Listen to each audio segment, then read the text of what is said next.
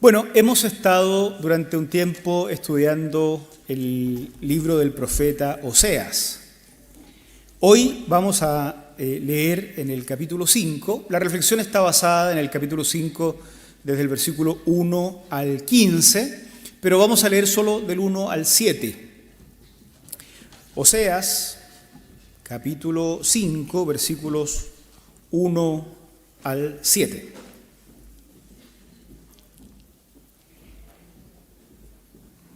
Oigan esto, sacerdotes, pon atención, reino de Israel.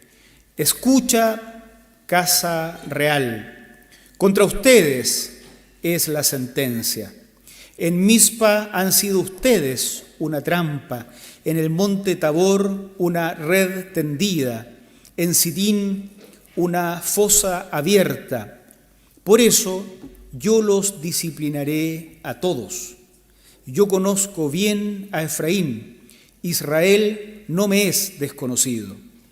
Pero ahora Efraín se ha prostituido e Israel se ha mancillado.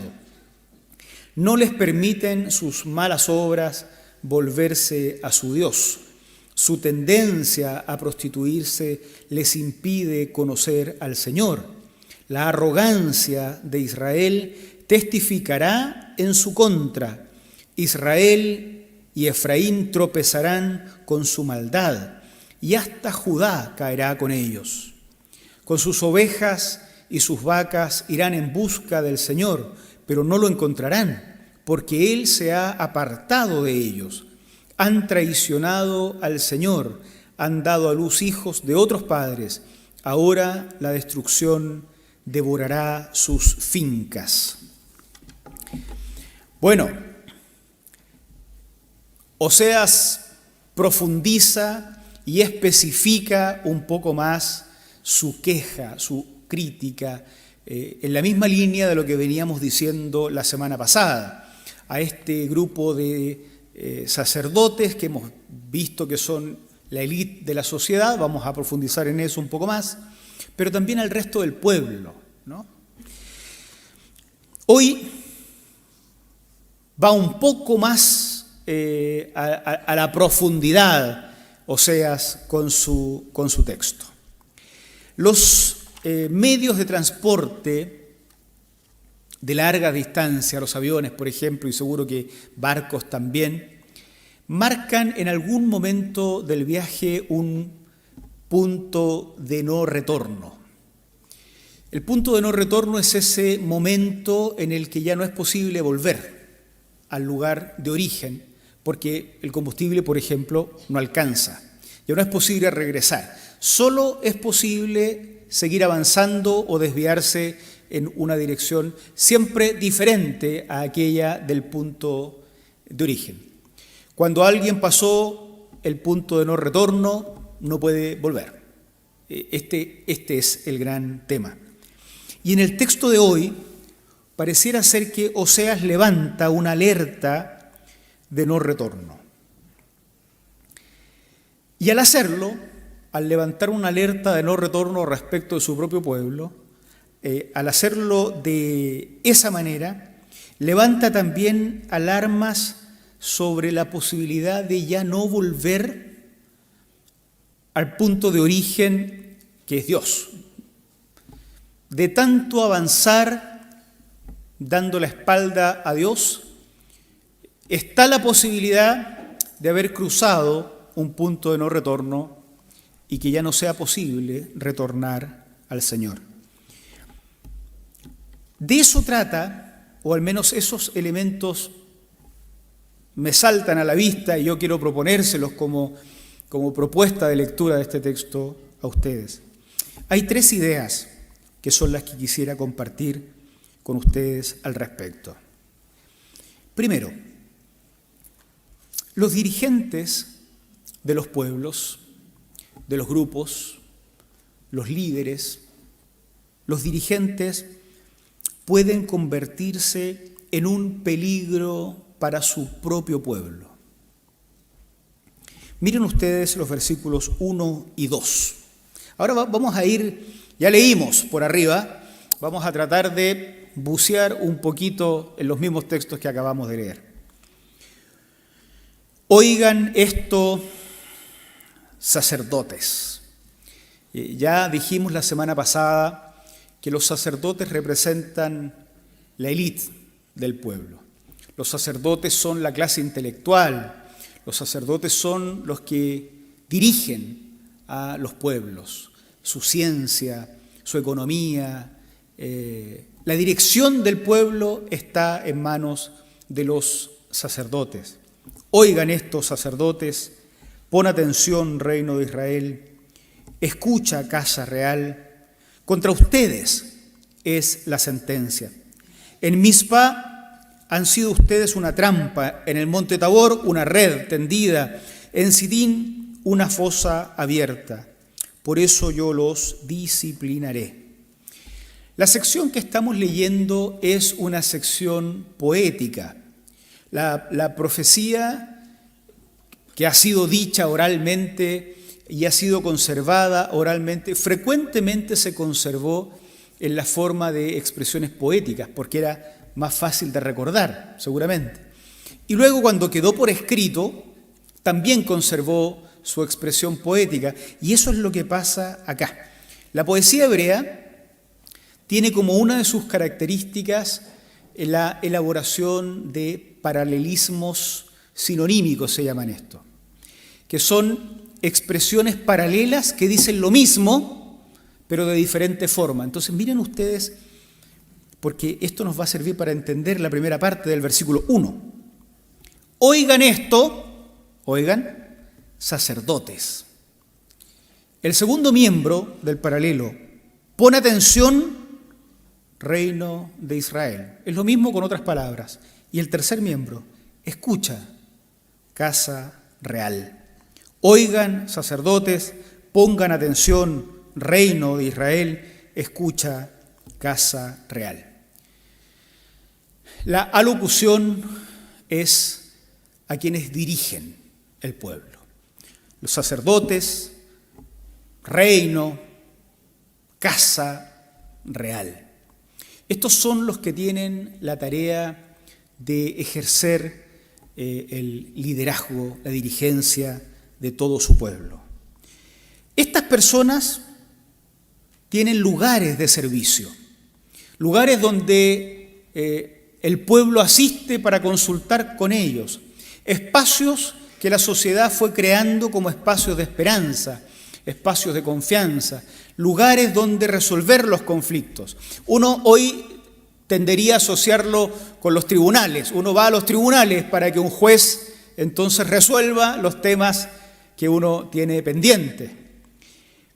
Ellos tenían ciudades, montes, lugares donde este grupo élite impartía justicia, por ejemplo, o resolvía asuntos de tipo político, social, religioso. La sociedad no separa en esta época bíblica lo que es la política, lo que es lo social y lo que es religioso en compartimentos separados, sino que todo está completamente integrado.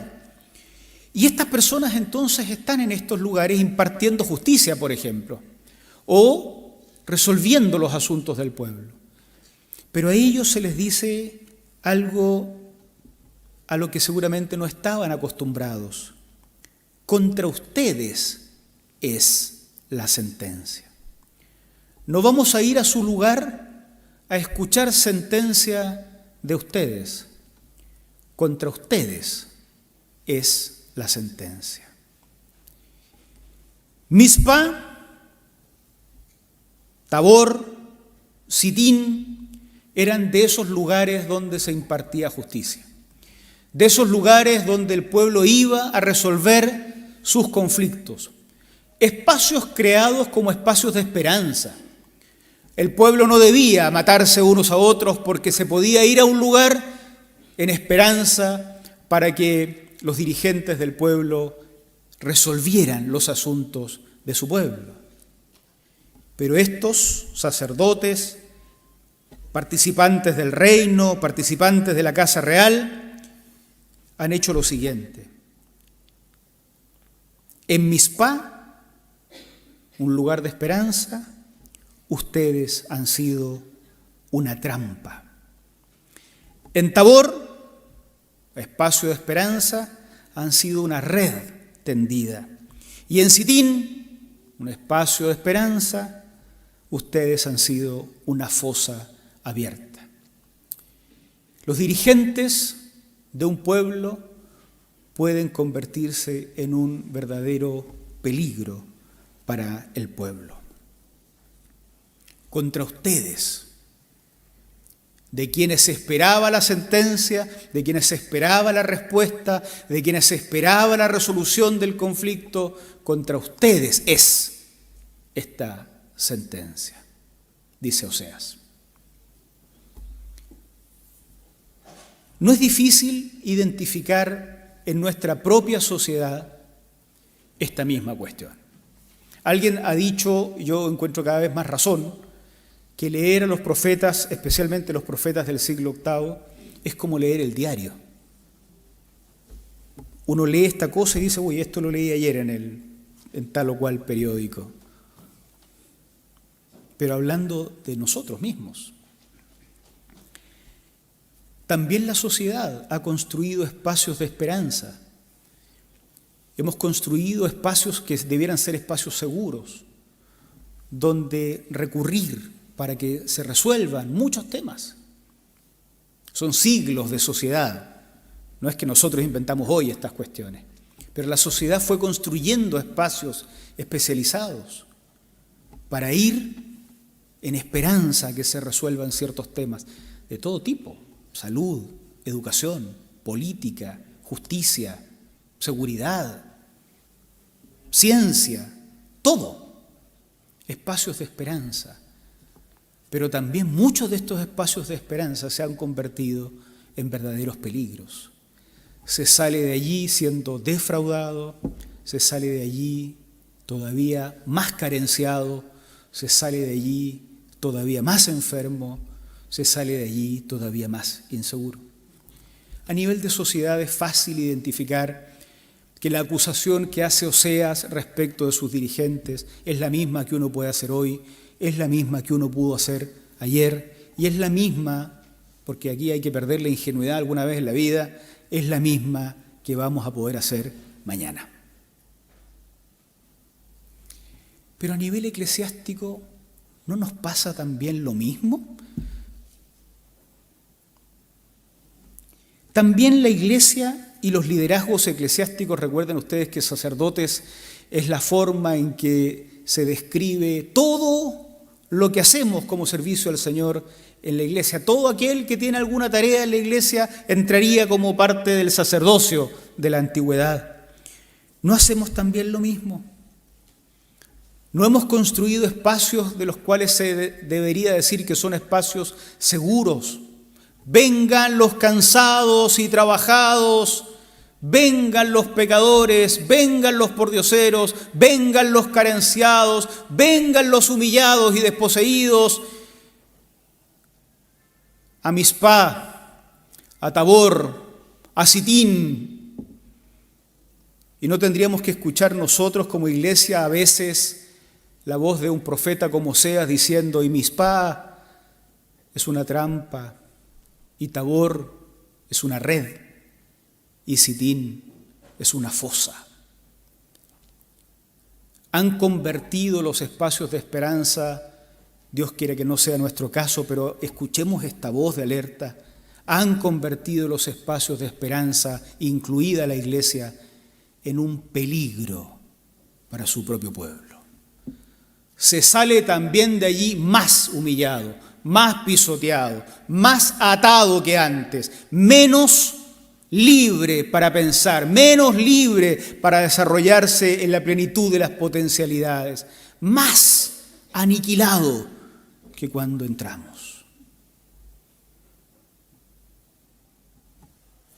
Los dirigentes pueden convertirse en un peligro para su propio pueblo. El segundo pensamiento que surge, me surge y que yo les propongo a partir de este texto, está en esta línea también. El pueblo mismo puede cruzar un punto de no retorno en su alejamiento de Dios. Versículo 3 en adelante, miren ustedes. Yo conozco bien a Efraín, Israel no me es desconocido. De nuevo un paralelismo sinonímico, ¿no? Efraín e Israel son dos nombres aplicables al mismo territorio. El reino completo de Israel está dividido hace varios años, para la época del profeta.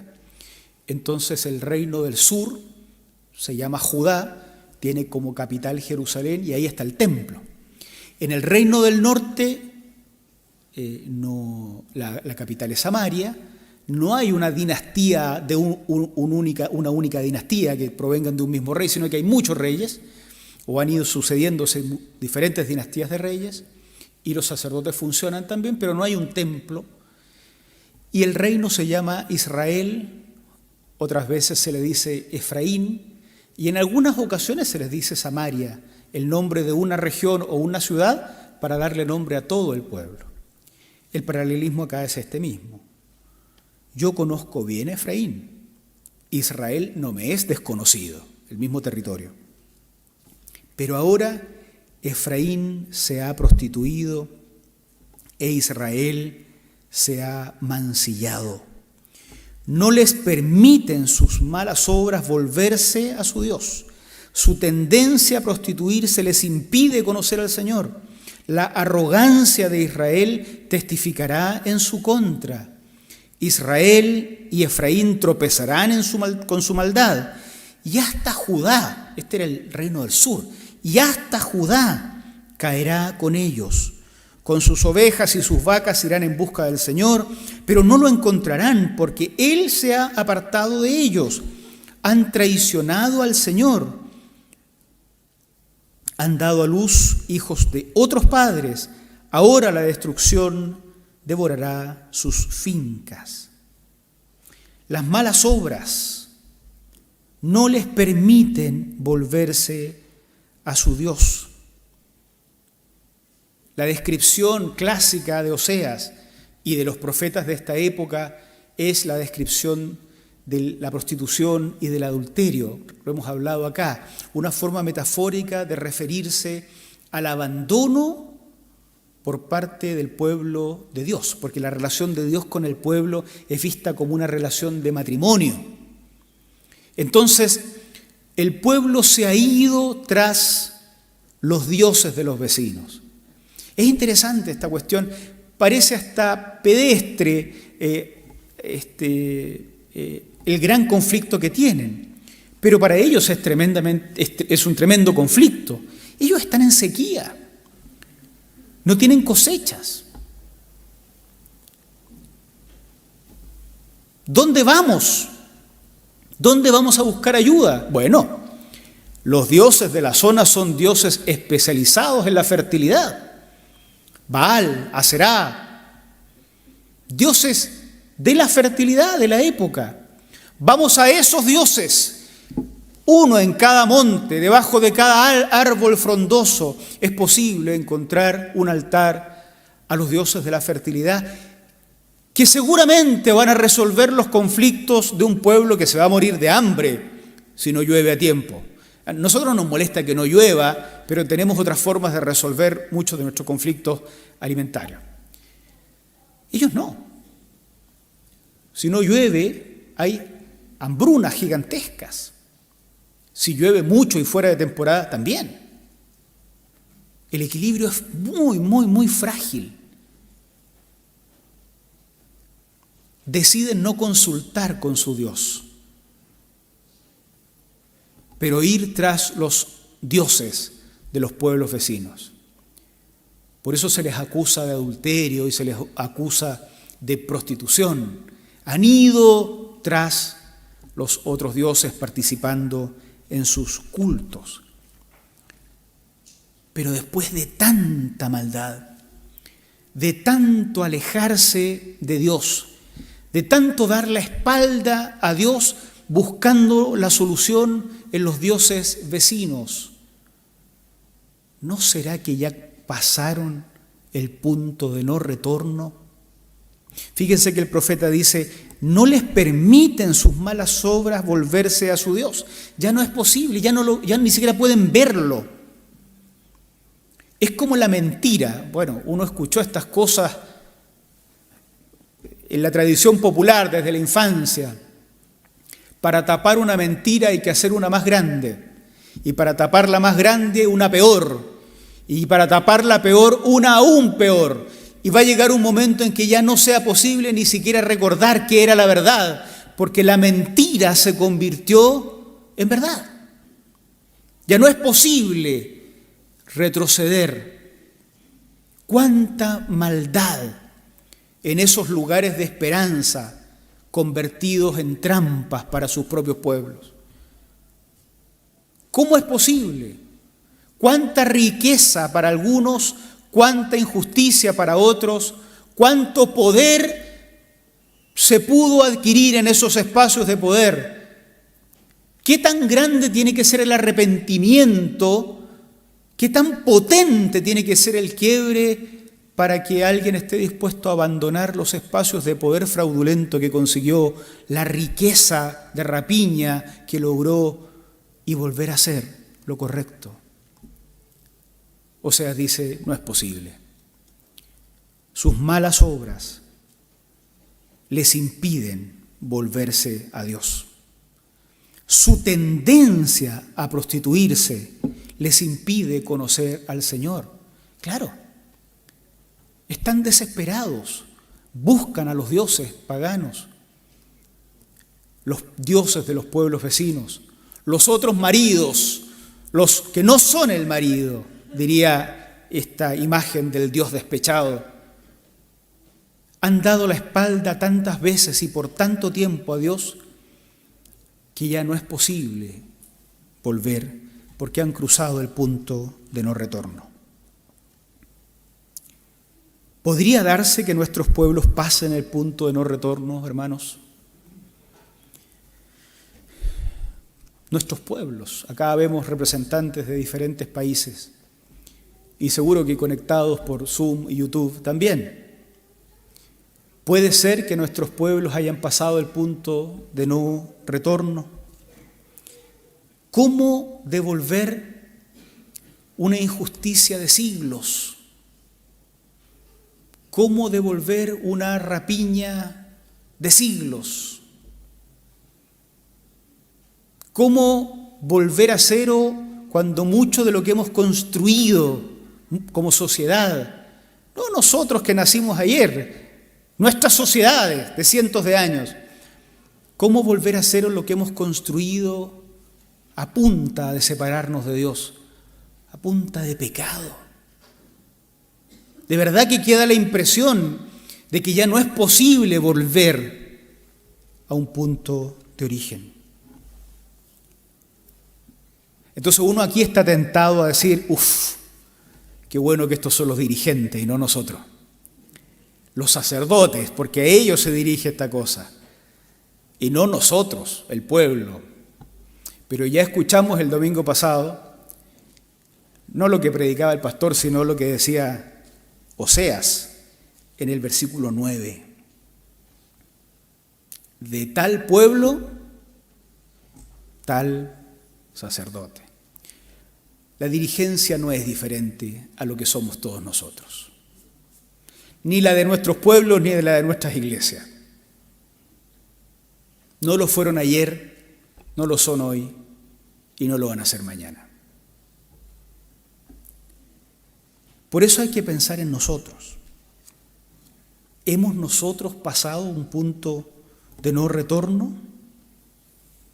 ¿Será que pudiera ser que es demasiado tarde para darnos cuenta de que hemos estado yendo en la dirección equivocada, que ayudamos a construir espacios de confianza, espacios de seguridad a nivel religioso, a nivel social, a nivel político, en el mundo de la ciencia, que eran espacios de esperanza para todos y los convertimos en trampa?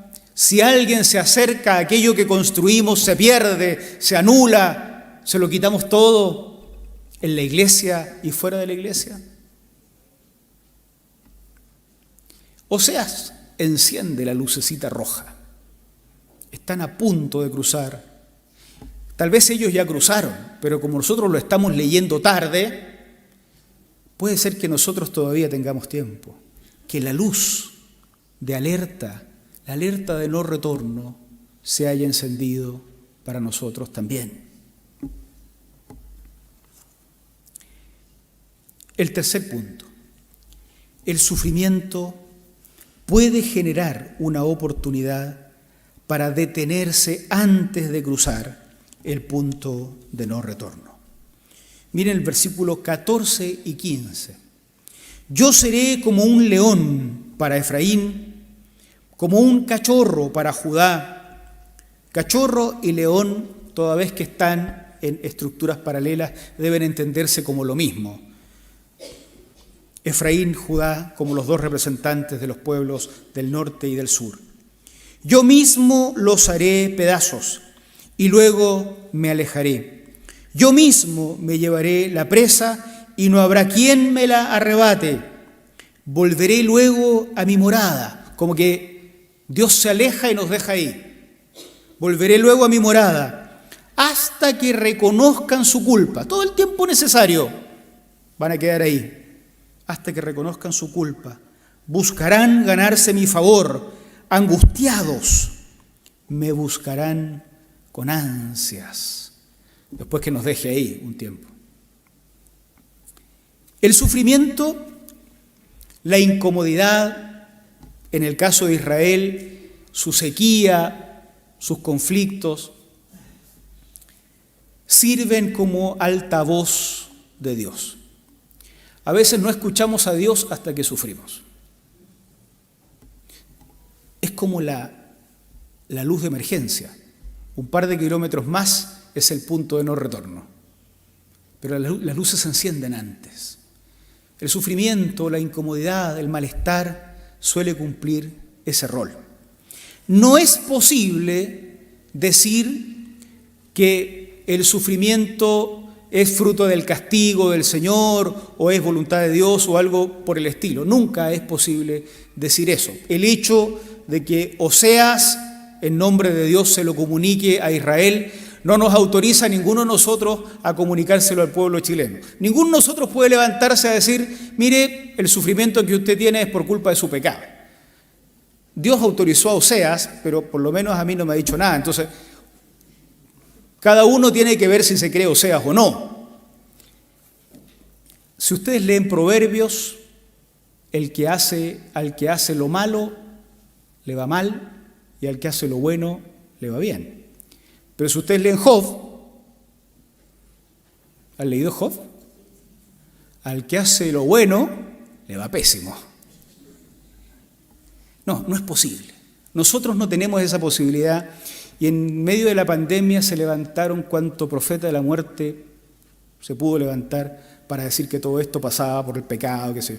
Está fuera de nuestro alcance decir esas cosas. No porque haya pasado con Oseas significa que nosotros podemos darnos estas licencias para interpretar el sufrimiento de otros como castigo o lo que fuera. Lo que sí es cierto y podemos decir es que el sufrimiento es un espacio de pausa. El sufrimiento, la incomodidad, la carencia, la intranquilidad, las vicisitudes de la vida otorgan la posibilidad de frenar la marcha y evaluar.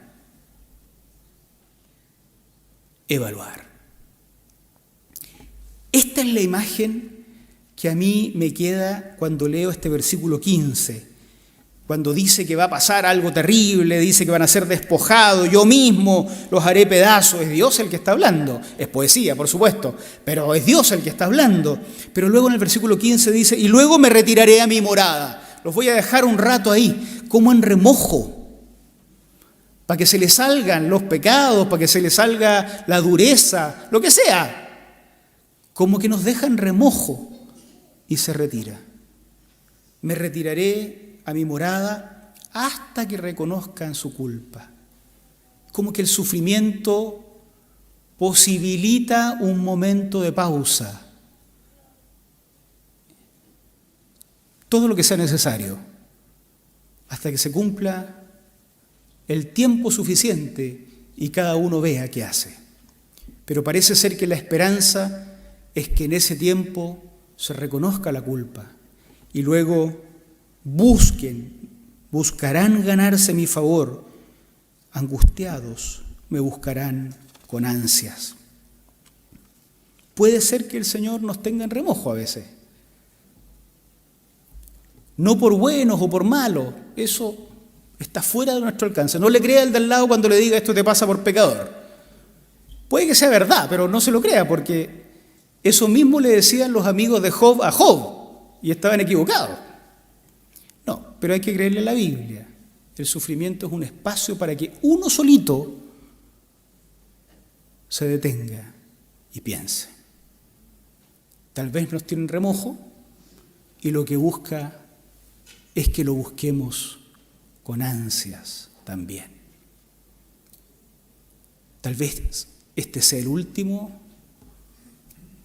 sufrimiento de alerta. Tal vez este sea la última luz roja encendida, porque unos kilómetros más allá está el punto de no retorno, donde ya no va a ser posible regresar a Dios. Pero ustedes saben, y yo también, que las alertas de seguridad no siempre se obedecen. No vamos a buscar acusar a nadie de nada públicamente. Pero algunos de ustedes habrán viajado en esos buses donde la alerta de exceso de velocidad sonaba permanentemente y nunca el conductor disminuía la velocidad. Las alertas de seguridad, las alertas de no retorno, que tienen una muy buena función, podrían también ser desatendidas, hermanos, y cruzar igual el punto de no retorno.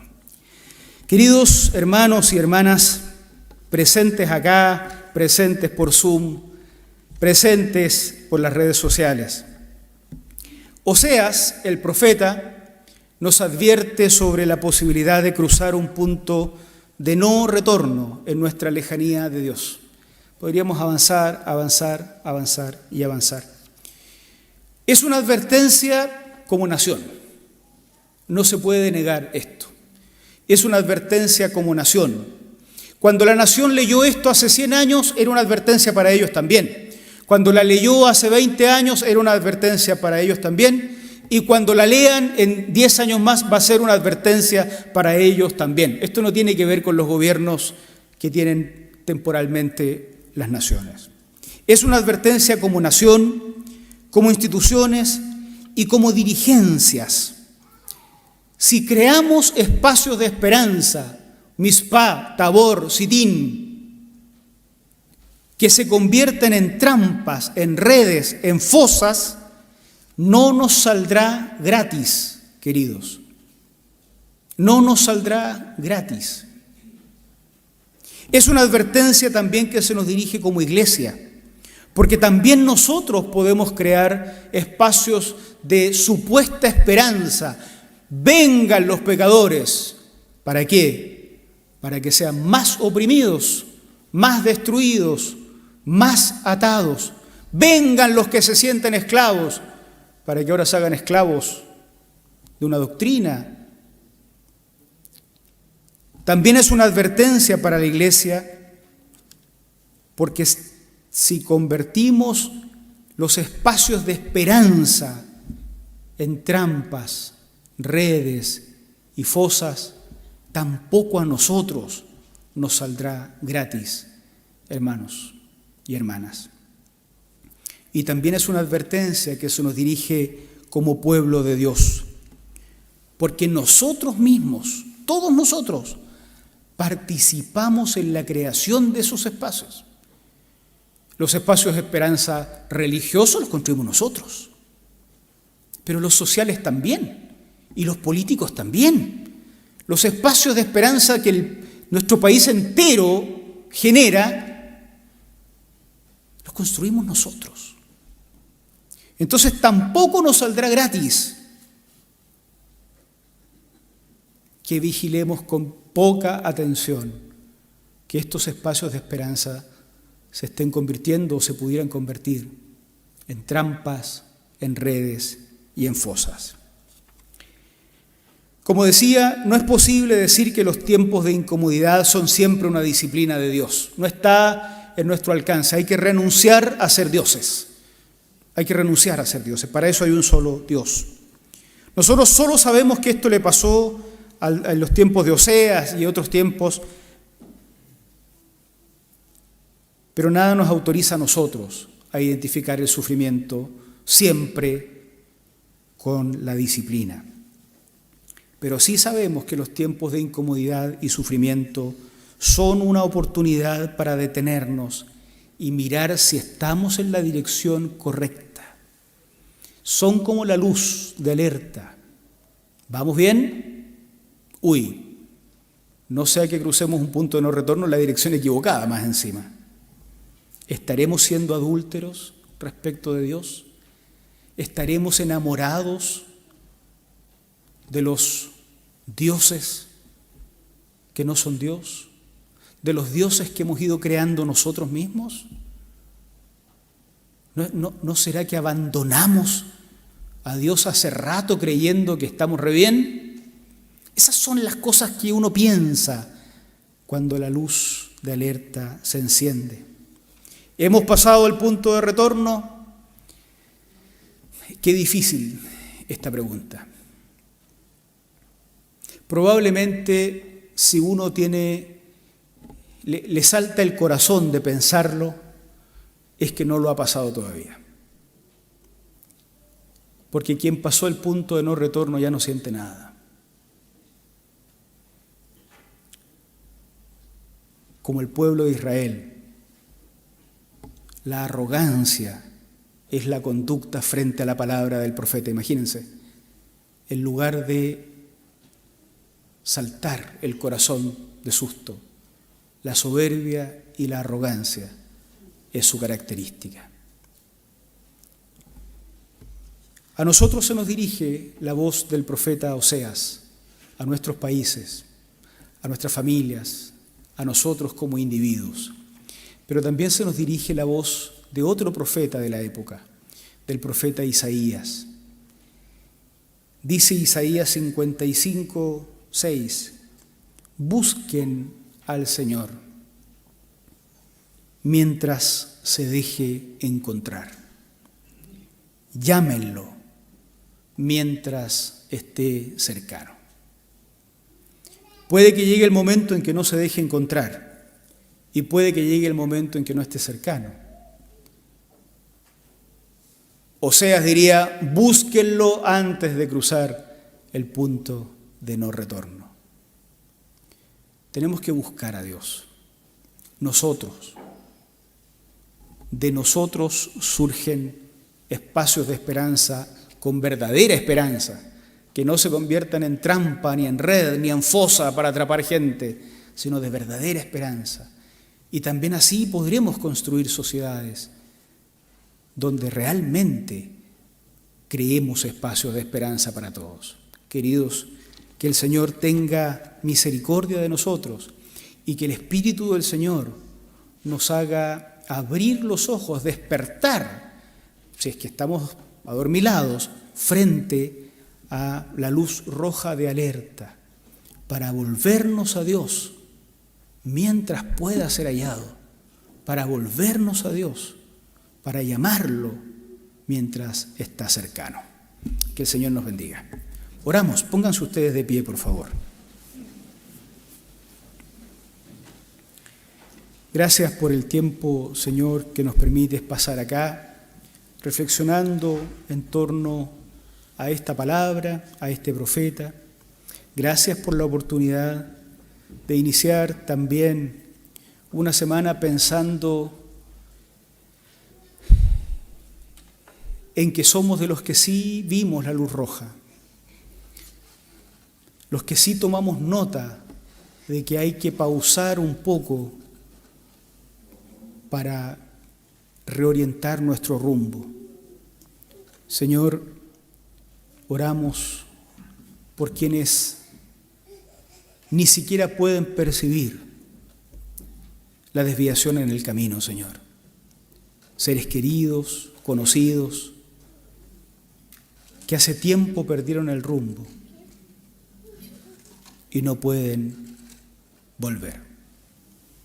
Ten misericordia y despiértanos tú, Señor, en este sentido. Gracias en el nombre de Cristo Jesús. Amén. Amén.